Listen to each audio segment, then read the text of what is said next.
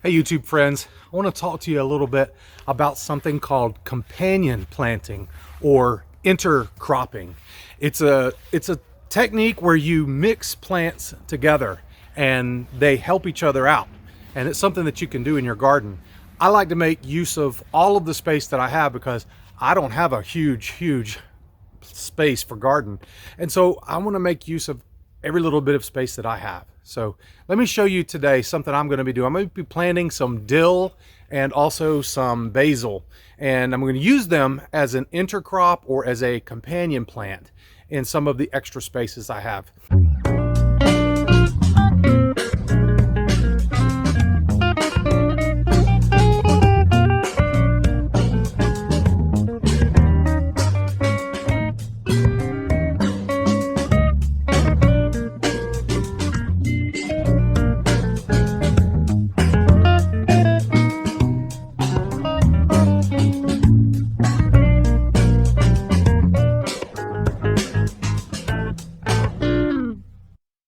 So here's the kind of problem that you might be dealing with.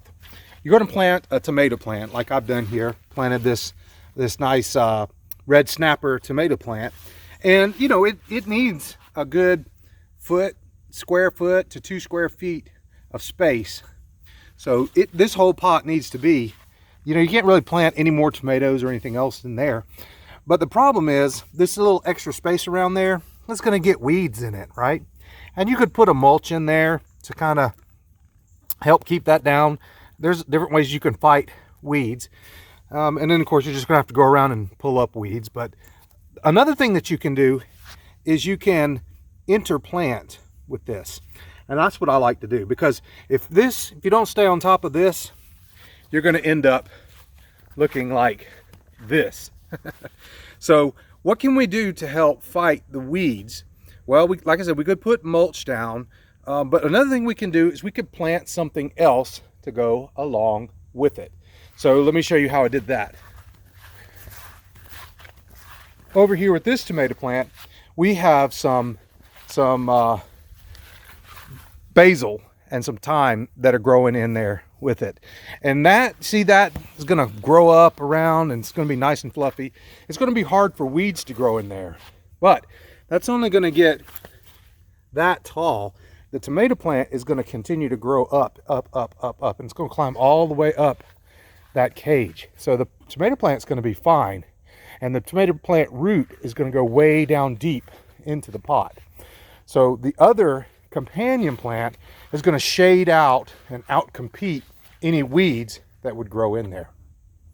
So what we're going to do over here, we're going to clean this up, and we're going to replace all of those weeds with some basil.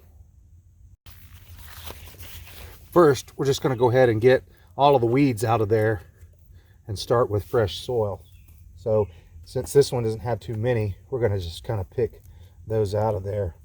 And while I'm at it, I don't like the way these tomato leaves are touching on the ground, so I'm going to go ahead and get rid of those bottom leaves as well. We'll just cut those off.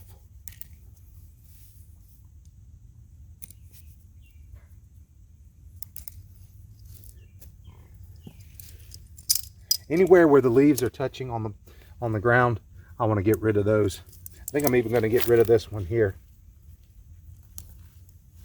It's going to help the tomato plant focus its energy on the upper leaves. And look, we've already got a little flower there. So we're going to let it focus its energy on this upper part of the plant and on the fruit that it's going to start making. We don't want it wasting energy on those leaves that are down at the bottom touching the soil, because those are prone to get fungus and rotting issues where it's touching the ground and getting wet and not really getting good air circulation and drying out. But first things first, for this intercropping, we're going to get rid of these leaves.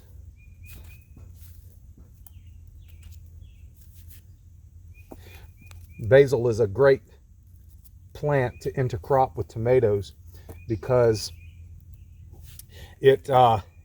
basil goes with tomatoes in a lot of recipes, right? You make spaghetti sauce, you're going to put some basil in it.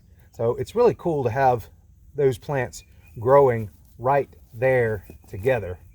We're just going to rough up this soil, just kind of disturb any little sprouts of weeds that might be growing in there.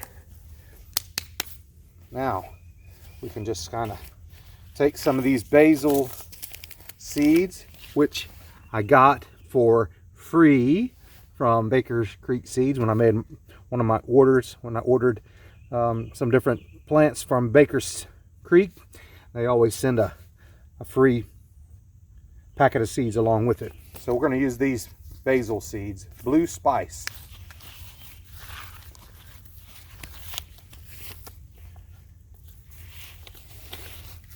And these things, it says just plant them quarter inch deep, but I'm just going to kind of sprinkle them around like that.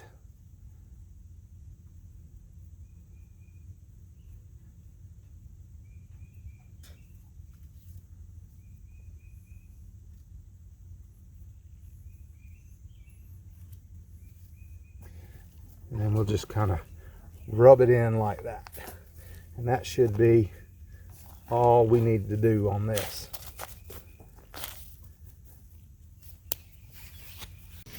Now that we've got the seeds in there, we're just going to lightly water it in. I like to use the mist setting on my sprayer when I'm using direct seeds like this. So I don't want to wash my seeds away or move them around too much. Let's give them a nice light misting. Get the top surface of that soil good and wet to help those seeds begin to germinate.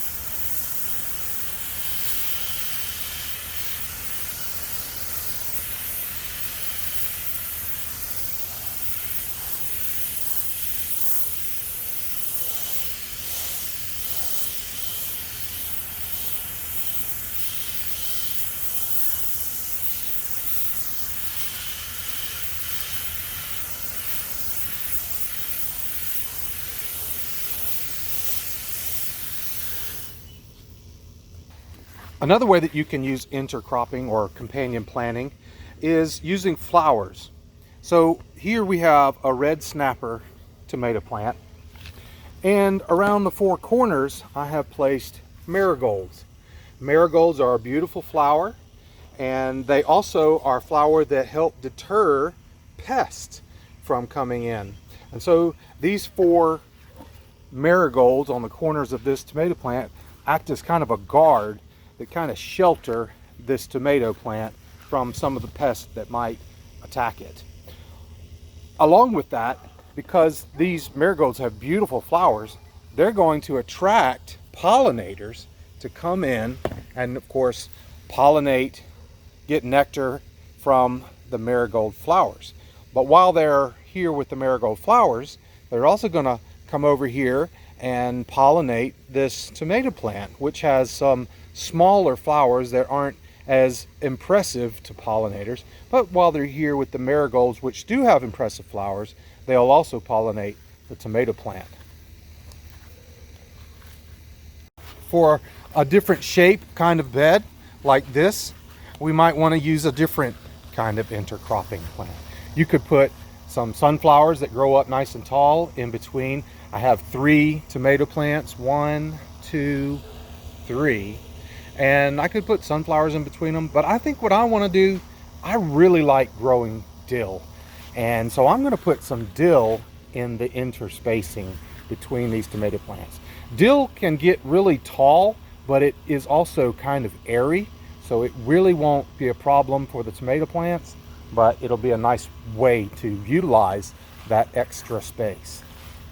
So I have some dill seed that I grew last year that I really liked. Wish I remembered what variety it was. Just some that I got from Walmart or Lowe's, I think. And so I saved some of those seeds off of that, and I'm gonna plant that again this year. But I also have some mammoth dill seed that I got from Lowe's by Ferry Morris. So we're gonna plant that too. And I'll just kind of see, okay, so how does this variety compare to these that I saved from my own seeds last year. So we'll plant my seeds that I saved from last year on this side of the bed, and then on this side of the bed we'll plant the Fairy Moors.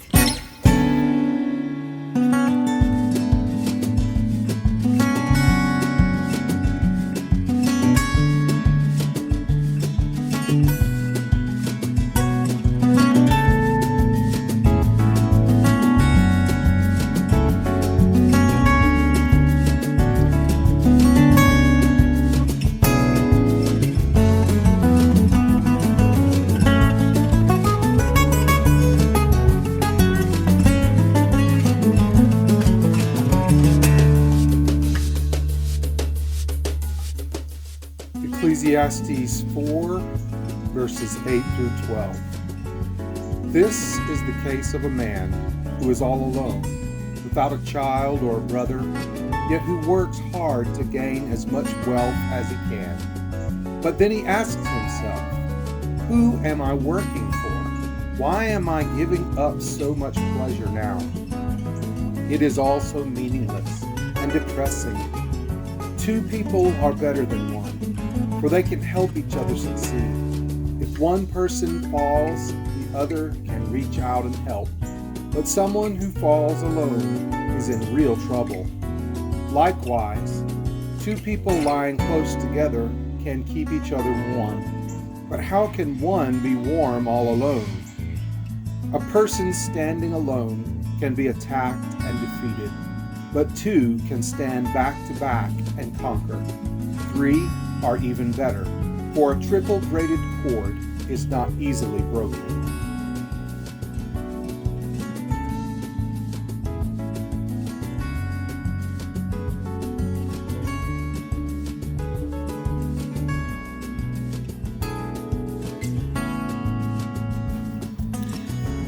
People aren't meant to be alone. We're not solitary creatures. We're social animals. And I know that there are some people that really like to be around other people, and then there are those among us that tend to be more solitary, more loner kind of people, introverted people. I get that.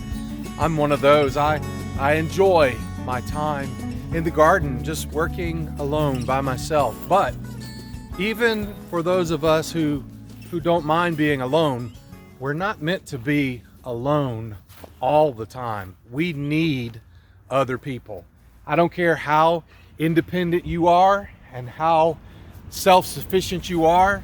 God did not make us to be completely self-sufficient and independent and to live all by ourselves. We need other people. And that's always going to be the case. It always has been the case, and it always will be the case. We need people that we can count on, and we need to let people count on us. We need that community. And even if you are the kind of person that's a survivalist and wants to grow your own food so that you can be self-sufficient, you still need other people. We need other people because we can't do it all and everything all by ourselves. We can't grow absolutely everything that we need. And a lot of times in the garden, there are projects that are just too big for any one person to handle it by themselves. And there's a lot of ways that we need one another. And even beyond these physical things, we need other people to help us to know about ourselves, because we have blind spots that we can't see. We don't realize sometimes the mistakes that we make or the faults that we might have. And other people can look at us from the outside, and they can see things that we overlook. And they can, if they're truly a good friend, they can share sometimes with us a hard truth that we need to hear. Something that might help us to be a better person. And we can do that for our friends as well. We are not meant to be alone. Just as the scripture says, two is better than one, and a three-braided cord is not easily broken. When we are united together as a community, we are stronger and more capable of doing things than we are by ourselves. So remember that, my friends, and let's get out there and let's grow and be fruitful.